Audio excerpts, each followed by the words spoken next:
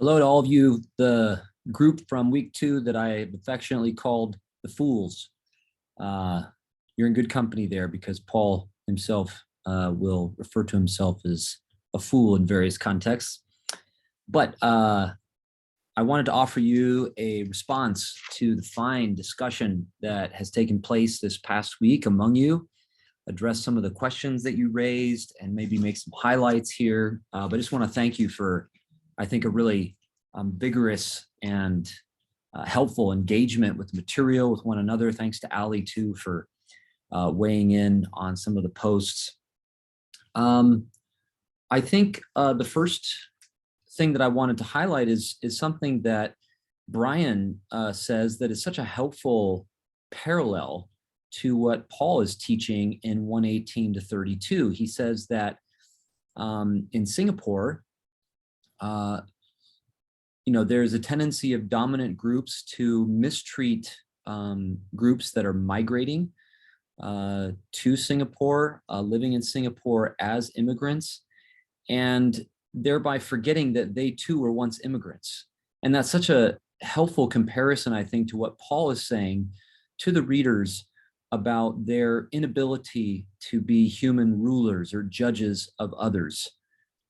They too have come from a past of injustice, and so they have no place from which to look down their nose at others, and especially to use the law as some kind of measuring rod by which to present themselves as politically or morally superior and others as inferior. That's not what the law is for, as Paul goes on to show.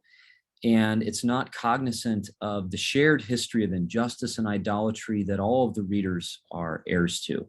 So that was a great comparison, Brian. Thank you for that. Laura, you talked again, I think, very helpfully about how important the thread is of the argument in Romans, really in all of the epistles of the New Testament. But, it's the fact is that it's a really densely, intricately presented argument in Romans. And if we flatten it out and just try to scrape some stuff off the surface that fits our platitudes and slogans and that kind of stuff, man, we'll be able to find fuel for anything in Romans. So part of what we're after here is just really trying to slow down our reading and to learn well the subtle turns in Paul's arguments so we can actually follow the flow of his reasoning. And here, David, I really appreciate your question. And Ali gave you the same response that I would. I don't think Paul is a particularly persuasive writer in some ways, or effective writer, because sometimes his writing is convoluted. Its density makes it difficult to track. And there's evidence of this elsewhere than in Romans. You might remember in 2 Corinthians where he has to address the same church he's already written a letter to about something that they misunderstood from his previous letter. So Paul is vulnerable as a communicator to what all human communication is. You might remember from Acts that he puts a young man to sleep who's up on the 3rd story and ends up falling down and dying. And then Paul resuscitates him. But, Paul's long-winded expositions put that young man to sleep. And for similar reasons, his letters, you may remember 2 Peter talks about this too, can be difficult to track. Now, how do we evaluate that? With respect to inspiration, authority, all those kinds of things. I probably won't be able to solve that right now, but a few things that I'll say to this, David, but it's also going to Laura's point about the need for careful study. We want to remember that Paul wrote this letter to be delivered, read, performed, taught by the deaconess Phoebe. We see that in chapter 16. And some of the difficulties that arise in the study of the letter, I think that we can expect would be addressed by someone close to Paul, close to his teaching, maybe even present as he's dictating the letter to Tertius, who is his amanuensis or secretary, his scribe, and then takes the letter and becomes the one who performs, exposits, clarifies that letter in the specific places in Rome where it is read. That's part of Paul's intent, and we don't have that. So this is where we need not just careful rhetorical sensitivity, but the diversity of interpreters, a critical attention, but attention to the Christian tradition of interpretation. We do have the advantage of multiple letters of Paul's that early readers or listeners did not always have. So, but that's just one consideration, I think, in trying to make sense of what is, as you rightly say, writing that is not always effective.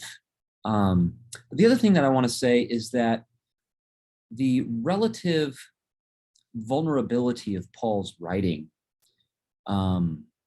is not unlike writing throughout Scripture. There is something about written code that is exposed to misinterpretation, misunderstanding, exploitation, that the written words of the law and other written words in the Bible are not unconscious of.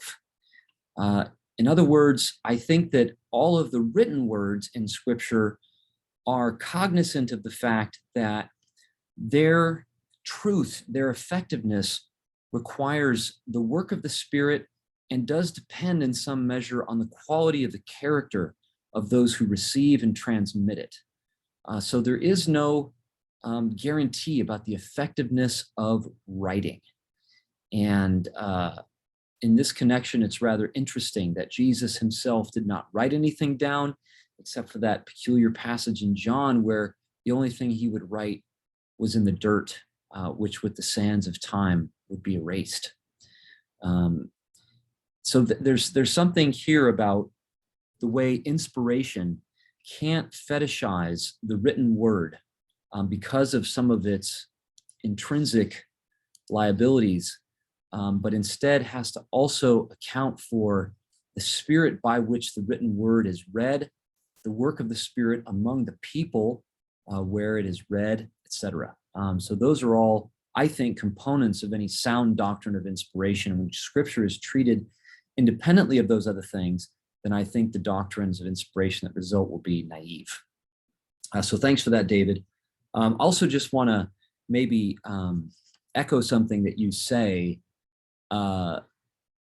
that there are dimensions of the history of Israel, dimensions of the history of modern nation states with all of their difficulties and liabilities and mythologies, including the US, dimensions of the history of these political projects that are worth holding up as to be celebrated. We don't need to fall into the trap that are corrective to the kind of mythological exceptionalism of the US leads us to neglect what should be recognized as genuine gains, genuine moves of relative progress, especially if we can do that without totalizing those and turning the history of the US into some kind of neat story of progress that keeps us from recognizing the atrocities that, of course, also have characterized the history of the United States.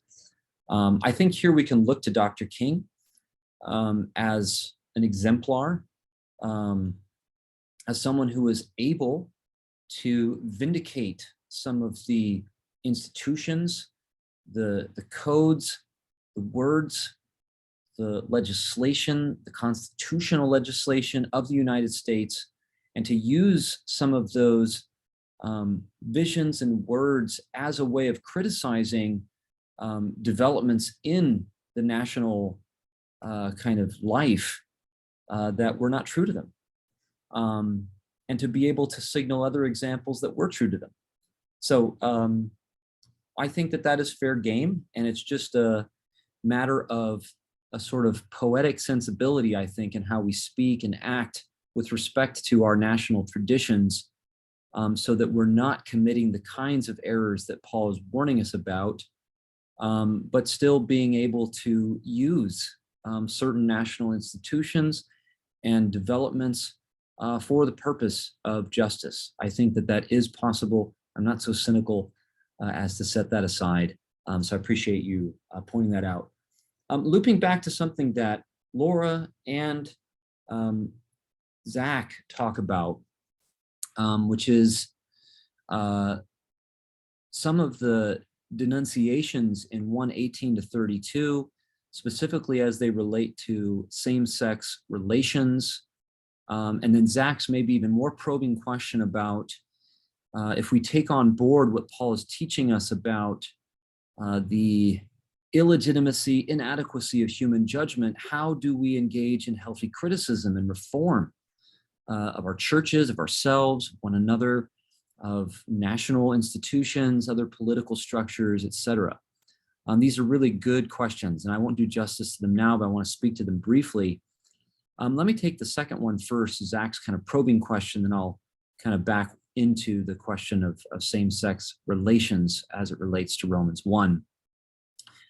I do think that there is a necessity for healthy criticism, and that Paul is engaged in that himself, and not necessarily being hypocritical by the way that he is criticizing judgment. In other words, we don't have to think necessarily that Paul is being judgy about the way that he's criticizing judgment, hypocritical judgment specifically.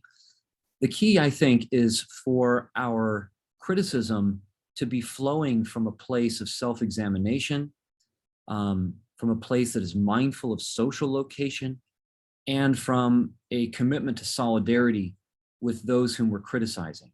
And that's going to be a function of our social location, of course, which does have some limits. But what keeps people from being judgy in the way that Paul is opposing is their ability to face their own sins, injustices, and idolatry as they engage the injustices of others.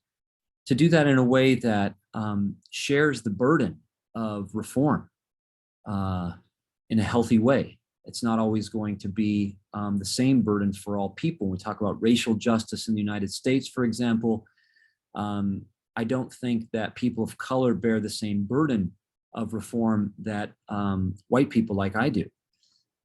But I do think that what you can see in the letter from Dr. King, the practices of the pursuit of justice by some of our really laudable Christian movements and other movements in the US, is that it's not a, let's stand back and look down our nose at the oppressor. It is instead a throwing the shoulder against the wheel and working together, seeking all kinds of partnerships and coalitions across various political and social and economic lines in pursuit of justice together. When those kinds of bonds of solidarity are happening on the ground, then the criticism does not need to be self-righteous. It is self-implicating. And that, I think, is the way to engage in a kind of criticism that is not the self-righteous or hypocritical judgment that Paul is involved in. We might say similar things on a geopolitical scale. There's a lot of criticism these days of China from high levels of discourse in the United States, of Russia. These are sort of familiar kind of axes of hostility that the US will use to prop up itself self-righteously, so that the very things that we criticize China for from the US are often sins and injustices that the US is systematically engaged in itself.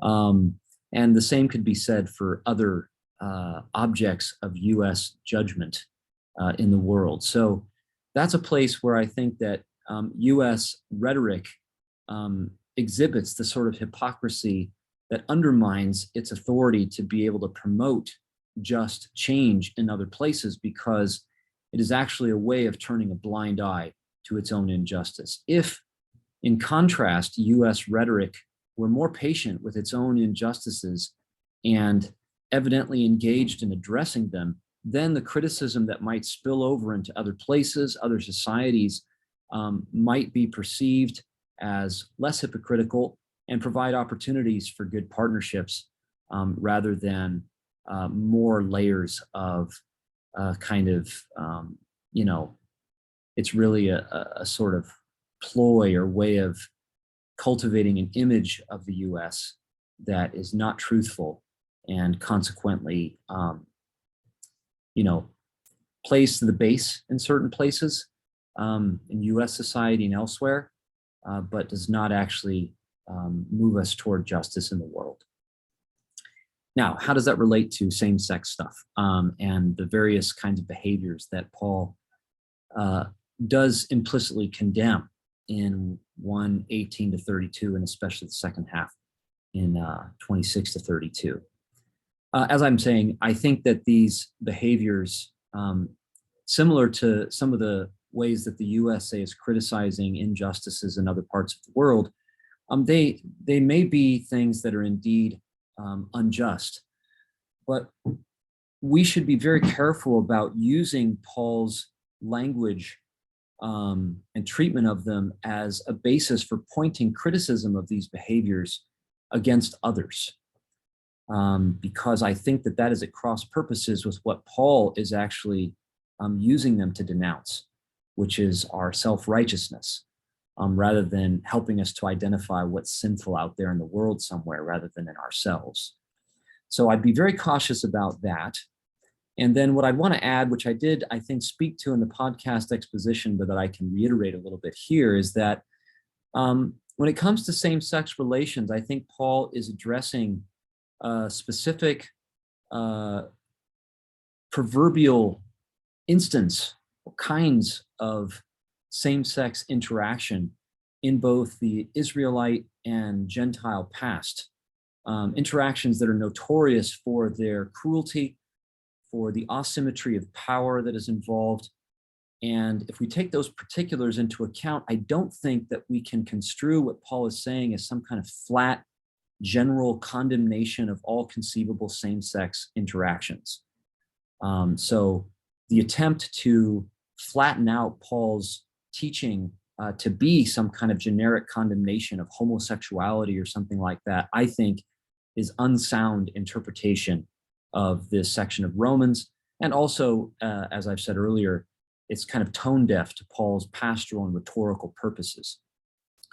I think similarly to what I've said about other kinds of hypocrisy, it has been typical of people that seize upon the words of Romans 1 as a blanket condemnation of homosexuality and then use same-sex relationships as a kind of symbolic issue that is the signature corruption of the world, or the signature corruption that we can't give into, or something like that.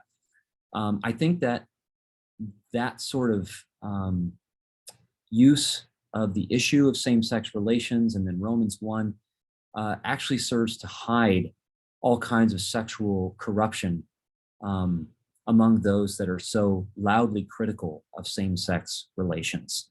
It just doesn't seem to me that our heterosexual practices are healthy or something like that, so that we could sit there from Romans 1 and regard same-sex relations or something like that as what we really have to rein in. I think that that is a way of actually deflecting criticism that should be addressed more to ourselves and the health of our own sexual practices. I think when we understand the Bible's concern about particular kinds of same-sex interactions, we find that they are not neatly generalizable to all conceivable same-sex interactions. And therefore, I find myself open to the health of certain same-sex relationships, and don't see in the Bible any basis for a blanket condemnation of them. So that's kind of my take. There are all kinds of other issues about how that relates to the institution of marriage and the challenges of healthy sexual relationships given some of the social structures that we've inherited in our time. All of those things complicate this set of issues, but hopefully I've said enough for here. Last couple comments here in response to Sarah. First of all, I appreciate what you highlighted about Kimber Buell and Johnson Hodges' piece, because they do want to respect a relative stability, you might say, of ethnic identity without absolutizing that identity, still regarding it, understanding it, practicing it as porous, as subject to change, as capable of various kinds of adoption and whatnot. And I think that's a really healthy way of kind of getting at what they're up to. And I think it does map on quite well to how we see Jewishness working in Romans.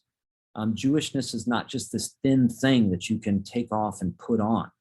And often we find ourselves talking about identity in those terms when we use things like, biological identity or spiritual identity, as if these were just neat things that you can put on and take off. I don't think life is quite that thin. I think the way our lives are shaped and formed bodily as part of communities over time makes who we are a thicker matter that is subject to change, but in a way that has to take into account the fabric that we are a part of and that we're actually threaded into. So I think that it was possible for Gentiles to become Jews, but there was a process that involved. And that process was not just a neat confession or something. There was a sort of set of practices that were involved in that adoption. And even when that happened, there was not a forgetting of the Gentile past from which Jewish converts to Judaism had come. So all of that has to be taken into account. And I think that holds true for other ways that we're configured socially as well. We don't want to make light of how thickly our identities have been formed. Priscilla, you I think made a couple of great observations that I want to close with. I think you're right that Eliot overly narrows the scope of what Paul is addressing in 1:18 to 32. I don't think that he needs to persuade his audience that the Julio-Claudian emperors are corrupt or something like that. I think that's something we can expect the audience to have already embraced. So he might be warning them of imitating certain imperial hubris or something like that.